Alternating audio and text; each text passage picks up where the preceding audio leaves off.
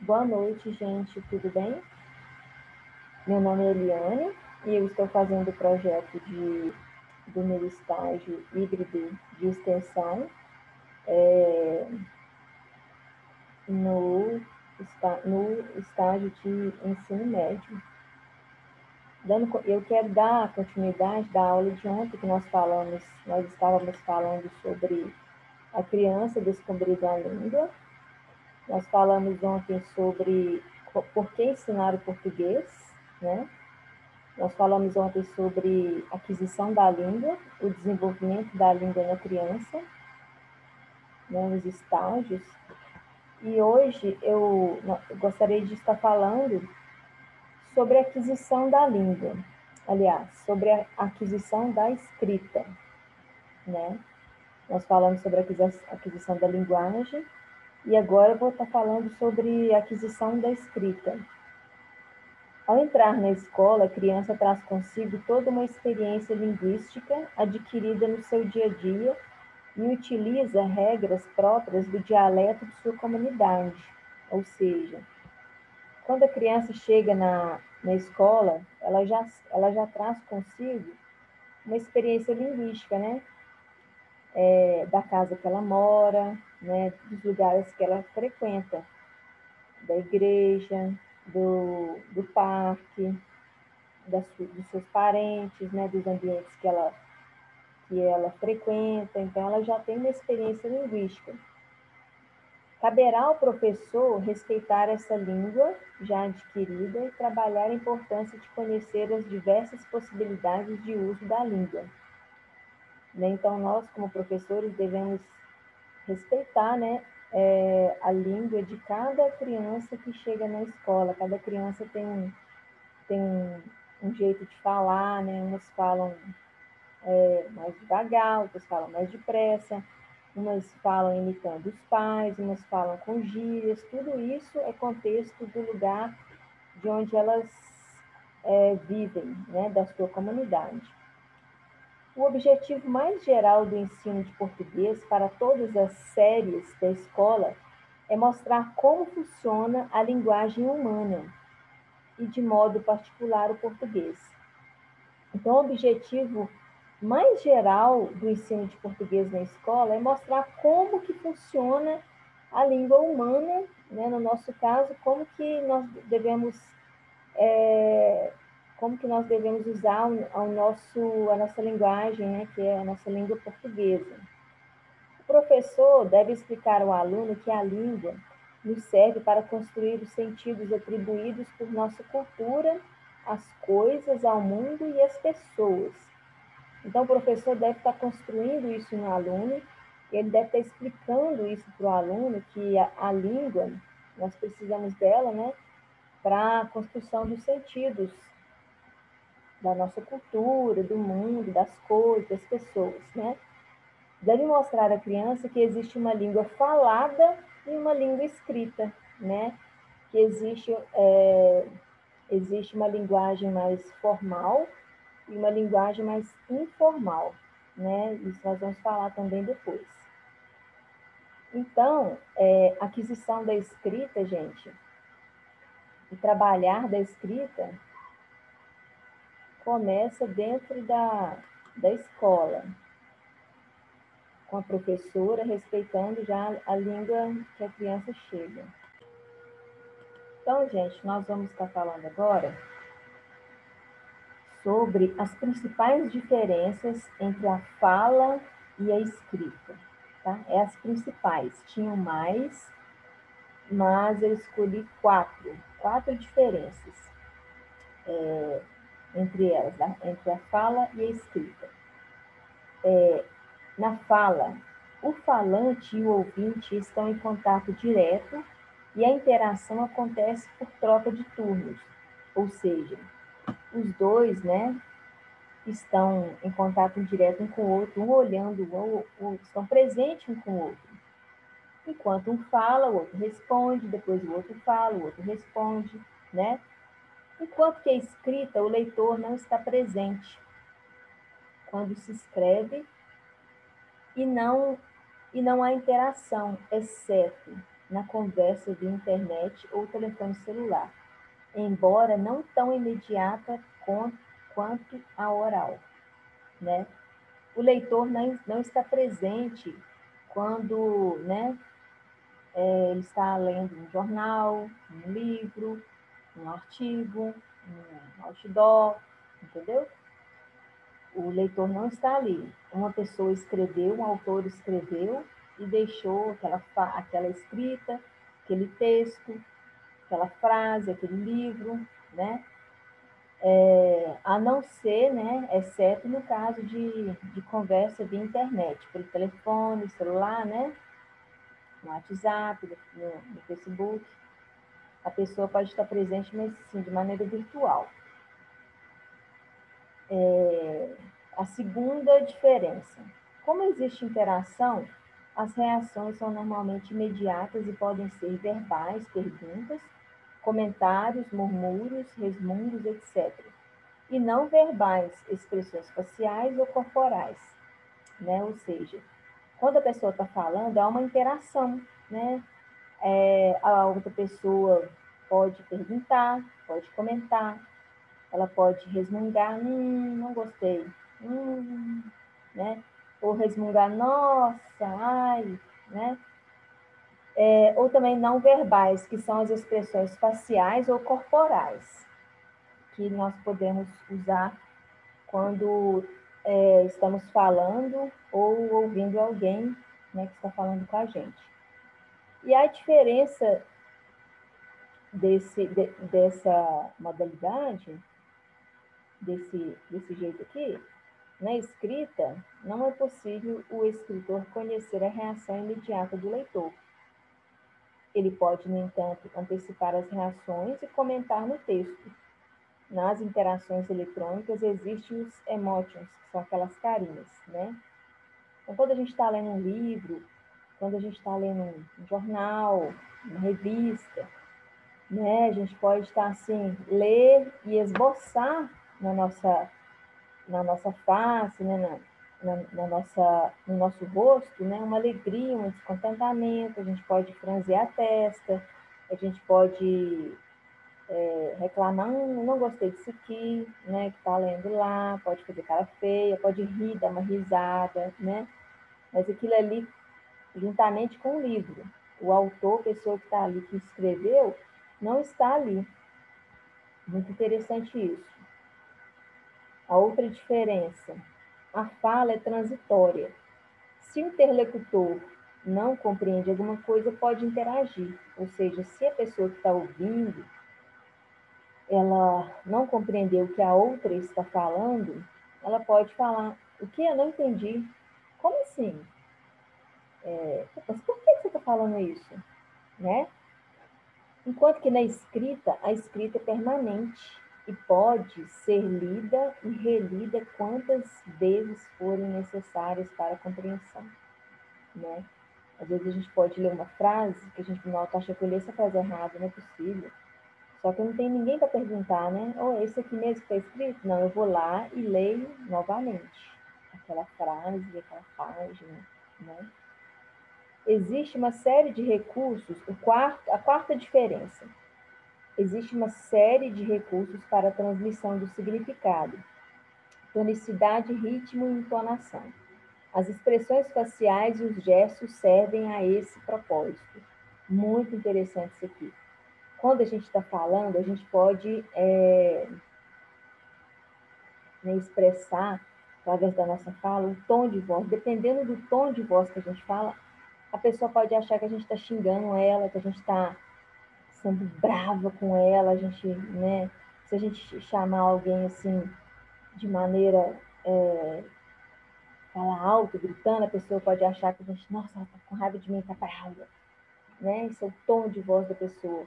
Ou pelo ritmo, né? A pessoa fala depressa, fala devagar, pela entonação, né? O tom de voz da pessoa, com um tom mais assim, irado, com um tom assim de preocupação, né? As expressões faciais e os gestos servem a esse propósito, o propósito de estar mostrando, a nossa expressão facial mostra isso, mostra quando a gente está falando uma voz alta, uma voz baixa, xingando, gritando, né? E a diferença da escrita, os recursos são gráficos, como pontuação, letras maiúsculas, aspas, tipos de letras e também os emojis, né? A gente pode estar expressando durante a escrita uma vírgula, aspas, né? Algum letra diferente, para a gente esboçar que aquela fala ali é uma fala assim diferente, vamos dizer assim, né? Uma fala que a pessoa está dizendo com um tom mais irado, com um tom mais feliz. Aí ela coloca lá uma carinha feliz, né? Muito interessante isso também. Como que é diferente, para a gente ter uma ideia, isso aqui, a gente fazendo essa diferença aqui, gente, como que é importante a gente saber disso? Porque muitas das vezes a gente expressa principalmente no WhatsApp e no Facebook, isso acontece demais. A gente faz um comentário, a gente está comentando assim, né, de boa, sem intenção nenhuma de ferir a outra parte, né? Só que como a gente não está presente, não está vendo a outra pessoa, a pessoa não está te vendo, a gente falou uma palavra ali, o outro vai entender da maneira que ele quiser, porque ele não está nos vendo, não está vendo a expressão facial que nós estamos fazendo naquele comentário, no, no WhatsApp, no Insta, no Facebook, no e-mail. Então, a gente deve tomar muito, mas muito cuidado com o que a gente digita, com o que a gente fala, principalmente no WhatsApp, principalmente em grupo de WhatsApp também. Muitas vezes a gente fala alguma coisa, principalmente em relação à política, à religião, né, a gostos individuais. A gente tem que tomar muito cuidado, porque a gente não sabe como que aquela outra pessoa vai digerir aquele pensamento seu naquelas palavras. Como que é interessante isso, né? A gente deve se preocupar muito com isso, porque às vezes a gente faz o máximo do possível para fazer um comentário legal e mesmo assim a outra pessoa acha que você está ofendendo, acha que você está ridicularizando ela, acha que, né, você fez um comentário ali, ou ela não responde, ela pensa assim, ela é fingida, ela falou isso aqui, mas ela não sente isso aqui, né? Então, você vê o tanto, para nós vermos o tanto que é diferente a gente estar ligando no telefone, até durante uma ligação telefônica, como que é diferente a pessoa ouvir a sua voz, você conversar com ela no telefone, e como que é diferente você conversar com ela no WhatsApp, digitando. É muito interessante isso, né, gente? Então, a gente deve tomar muito cuidado para que isso não venha trazer discussão, né, briga. Eu vejo muito isso, pessoas brigando, amizades, né, se desfazendo, tendo muita briga, muita discórdia por causa de má interpretação. As pessoas não sabem escrever, não sabem uma vírgula que a gente souber colocar numa frase lá no WhatsApp, evita de briga. Né? A gente saber escrever uma frase com a pontuação correta, tem gente que vai digitando, escrevendo, ela não coloca vírgula, ela não coloca ponto, ela não coloca nada. Aí ela quer que a outra pessoa entenda o que ela está falando. Aí ela está achando que ela vai entender da maneira que ela está expressando. Quando chegar lá, a outra pessoa for ler, ela vai... O que ela vai entender? Muitas das vezes ela pode entender o contrário, né? Porque muitas palavras a gente vai digitando e não coloca vírgula, não usa a ortografia correta, a pessoa não vai saber o que eu estou escrevendo. Ela não vai adivinhar. Então, gente, para uma participação social efetiva, principalmente no meio acadêmico, é fundamental o domínio da língua falada e da língua escrita e a adequação ao contexto de uso. Principalmente para nós acadêmicos, estudantes, né, o domínio da língua falada e da língua escrita é essencial na nossa vida. Essencial, muito importante. Nós devemos saber essas regras. É papel da escola a formação de leitores que sejam também capazes de produzir textos coerentes, coesos, adequados e ortograficamente escritos, não é? Então, é papel da escola estar formando esses leitores que são capazes de produzir um texto coerente. Às vezes a pessoa quer escrever lá sobre, vou escrever sobre a Amazônia, sobre a riqueza da Amazônia, a pessoa começa a escrever lá na introdução sobre a Amazônia, depois, de repente, ela está falando de outro assunto que não tem nada a ver. Então, não tem coerência uma coisa com a outra, né? A ortografia dela, ela acha que outra pessoa vai entender o que ela está falando, sem pontuar, sem colocar as palavras que tem que iniciar com letra maiúscula. São coisas mínimas, básicas, que vão enriquecer, que vão trazer, que vão dar brilho ao nosso texto, à nossa redação, que vão fazer com que o outro entenda o que eu estou falando. Não é mesmo? Gente, eu gostaria de passar agora um vídeo para vocês lá do YouTube, tá? Muito bacana, e eu queria que vocês vissem e refletissem sobre esse vídeo, tá bom?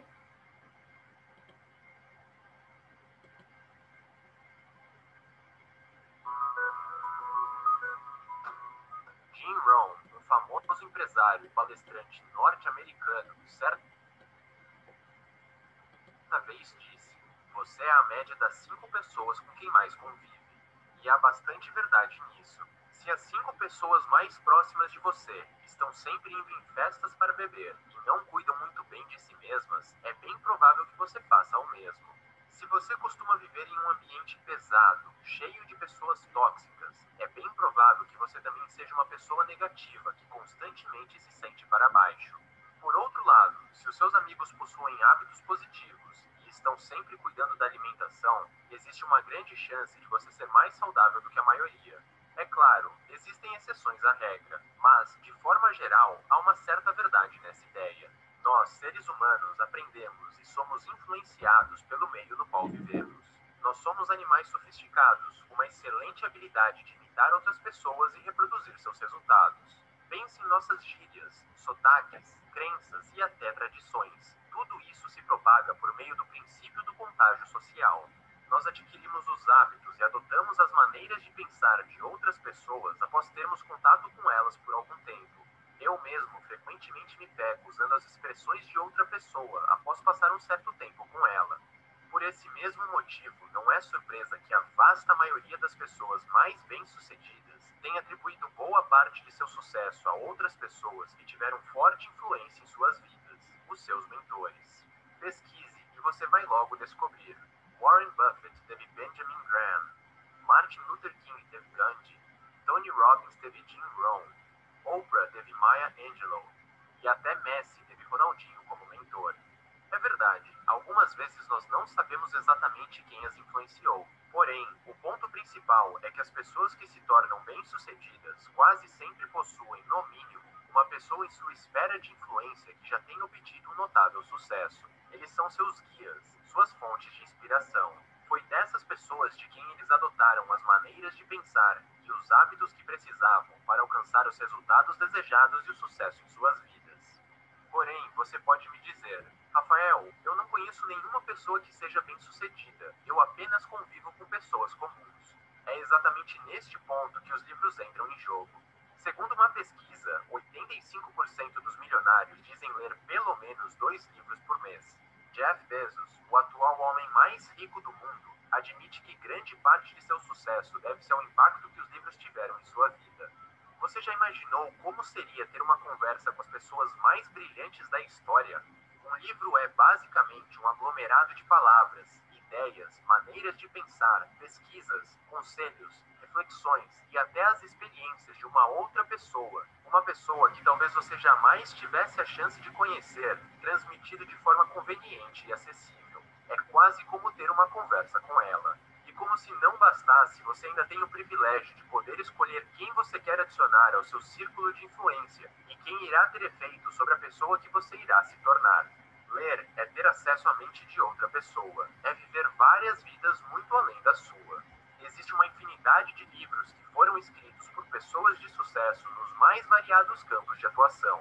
As palavras, as ideias e as maneiras de pensar dessas pessoas estão esperando por você. Elas estão prontas para serem compartilhadas e para transformarem os resultados que você tem obtido em sua vida. Quer você queira fazer política como Martin Luther King, aprender a viver como Sêneca, pensar como Aristóteles, ou até a investir como Warren Buffett, tudo o que você precisa fazer é mergulhar profundamente em suas palavras. E então você terá uma noção do mundo deles, da maneira como eles pensam, agem e tomam decisões em suas vidas.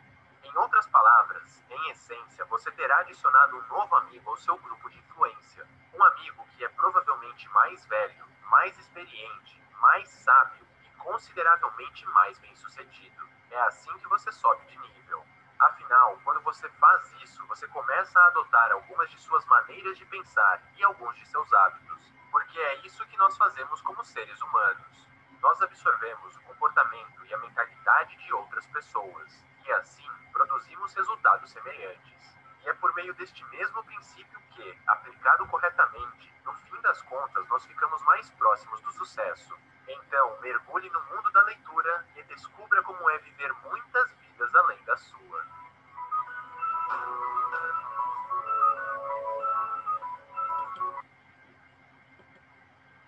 Interessante, não é, gente? Muito interessante. Eu achei maravilhoso esse vídeo. Então, eu gostaria que você refletisse sobre a importância que tem a leitura na nossa vida. E como é importante nós sabermos com quem nós estamos convivendo, que é essa questão do contágio, né? Como a gente imita as pessoas, como a gente agrega valores, cultura, tradições do meio em que a gente vive. O que a gente está absorvendo, né? O que a gente está lendo? Dependendo do que a gente está lendo, é o que a gente vai viver. Como diz ali, o maior bilionário do mundo, né? O homem mais rico do mundo, ele atribui a sua riqueza, né, ao conhecimento que ele teve vindo através dos livros. Então, você vê como que o conhecimento é importante na nossa vida. É de Deus a gente estudar, é de Deus a gente ler, é de Deus a gente buscar conhecimento. O conhecimento faz a gente viver melhor, faz a gente questionar as coisas ao nosso redor, não aceitar tudo que os outros falam, né? Não que a gente seja chato, mas que a gente não vai aceitar tudo que os outros querem que a gente faça. A gente deve ter a nossa opinião própria, a gente deve saber viver, ter qualidade de vida, não é mesmo? Então, essa foi o término da aula, do assunto da aula de ontem. Eu espero que todos vocês tenham gostado. Um abraço para todos vocês e até a próxima aula.